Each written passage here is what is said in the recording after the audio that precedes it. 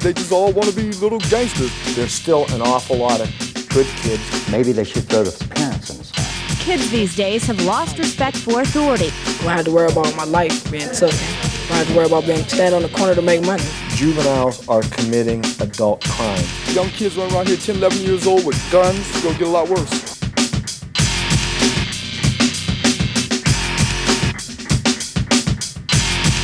We are a society in love with action heroes and enamored with the explosive exploits of athletes and rap artists.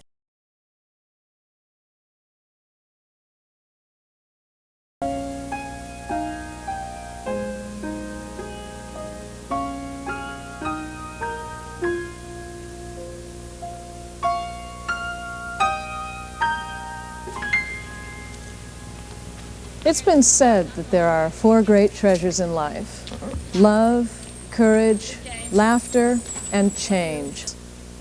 Is yesterday's traditional family now an endangered species? In this series, we will examine the evolution of the family through 4 very diverse programs. In this program, we will see how time has changed us all.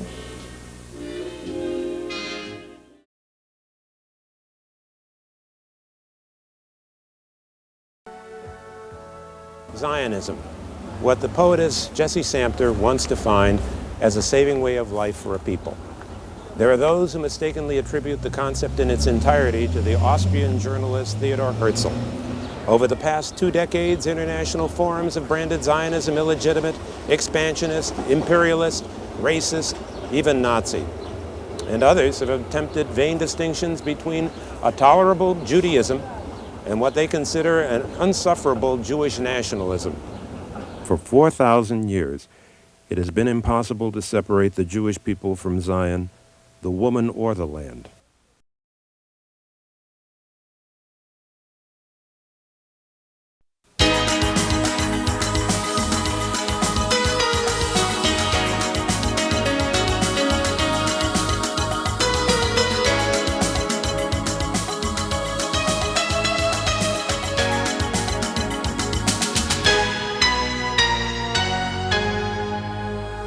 Good evening, I'm Rich White, and you're on Main Street. Tonight's encore presentation features past stories on Main Street from locations all over Northeast Ohio. Our first story takes us to Hiram for a visit with the owners of the Silver Creek Farm, where the desire for a less hurried lifestyle has resulted in a thriving business. Next in Kent, the pros and cons of a proposed multi-million-dollar mall project are reviewed.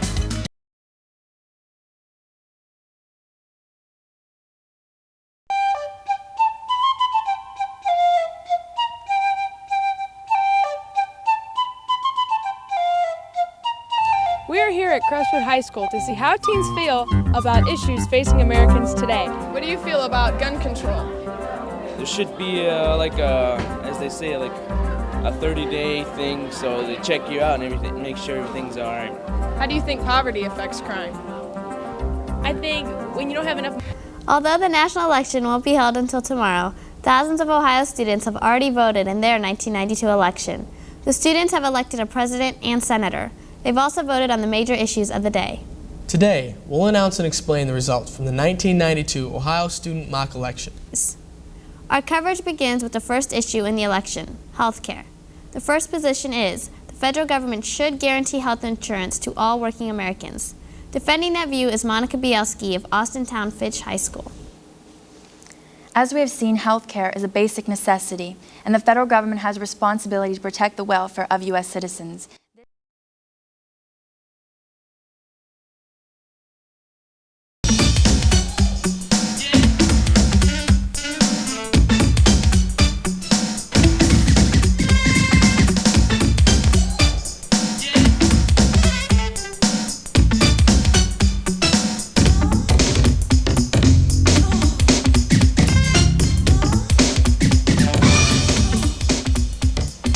I bet you students have done a balloon toss before, but have you ever used a simple machine to launch a balloon?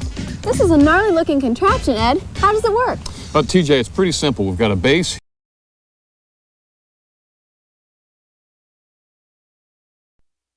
Hey, my boss wants me to help her with a new video project. Oh yeah, what's that?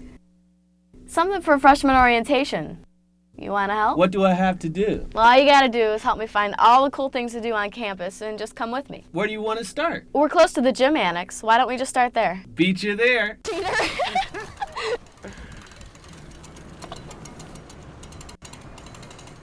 Aha! Cheaters never win. All right. I hear you. Hey, why don't we start at the recreational office? I hear they have a lot to offer. You're right. I come here live. Yeah.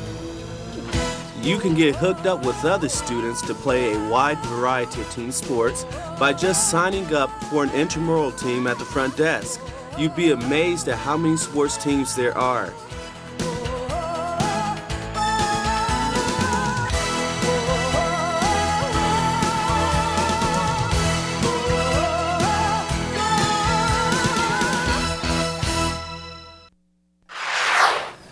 I like to come here on my own or with friends just to work out. I never knew there was so much stuff here. Now I know how you keep in shape. I know something you'll like. Come on.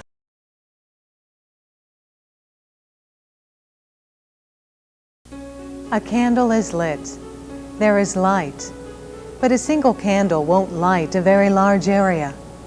However, when the light of one candle combines with others, the result is brilliant. Your United Way contributions work the same way. You may not feel that your individual contributions make a difference, but in combination with other contributions through United Way agencies, lives are changed. You are the candle, and the United Way is you, and you, and you.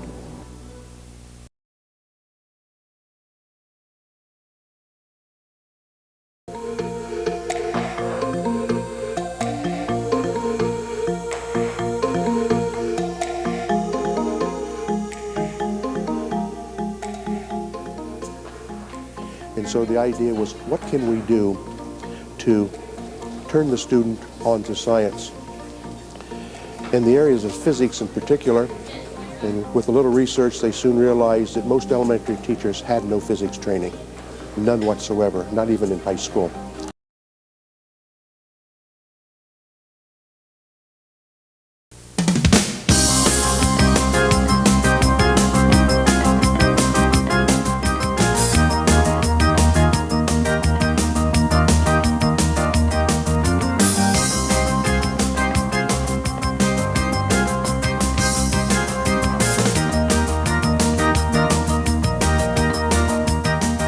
Every year since 1970, young dancers pursuing careers in the dance teaching profession and established dance teachers interested in refining their skills have come together for Dance Masters of America Teacher Training School.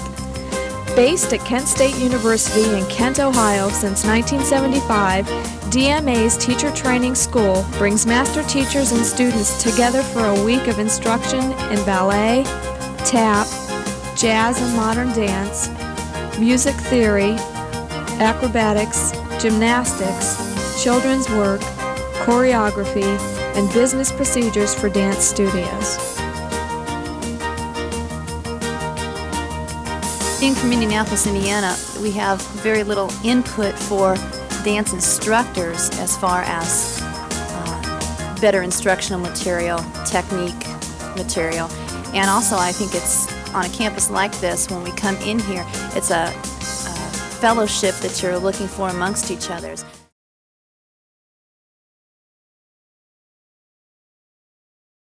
Hi, I'm Bertice Berry. I want to talk to you about AIDS. We all know it's a disease caused by the HIV virus, but there is a myth that's believed by many women that AIDS is not a problem for us. Nothing's further from the truth.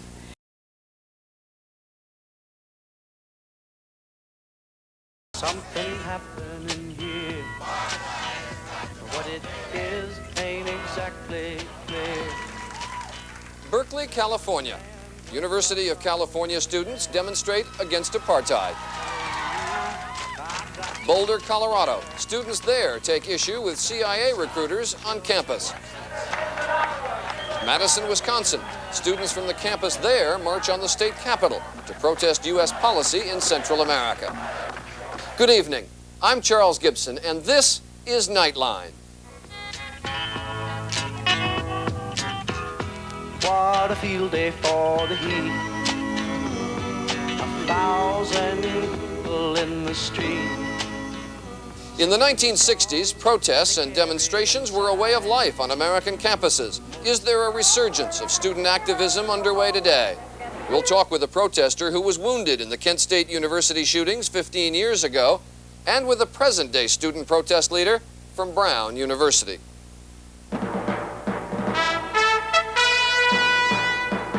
This is ABC News Nightline. Substituting for Ted Koppelin, reporting from Washington, Charles Gibson. It happened on May 4th, 1970, 15 years ago. Ohio National Guardsmen on the campus of Kent State University fired rifles into a crowd of protesting students who were throwing rocks and stones. 4 students were killed, 9 wounded. From Washington, Crossfire. On the left, Mike Kinsley. On the right, Pat Buchanan. Tonight, 4 dead in Ohio. In the Crossfire, David Horowitz, co-author of Destructive Generation. And from Kent State, Alan Canfora, founder of the Kent May 4 Center. Good evening. Welcome to Crossfire. May 4th, 1970. 20 years ago this Friday, the Vietnam War came home to America.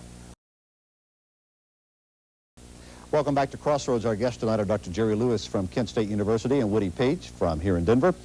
Dr. Lewis and Woody, I'd like to address this question to both of you. Dr. Lewis, just a moment ago you mentioned that the sports cycle and the sports syndrome isn't necessarily to transfer the energies into other programs. Right. It's a lot of energy, though, a lot of money, a lot of effort. Why won't that mesh? Well, I just think that we're a segmented sort of fan. Very rarely is a football fan, a baseball fan,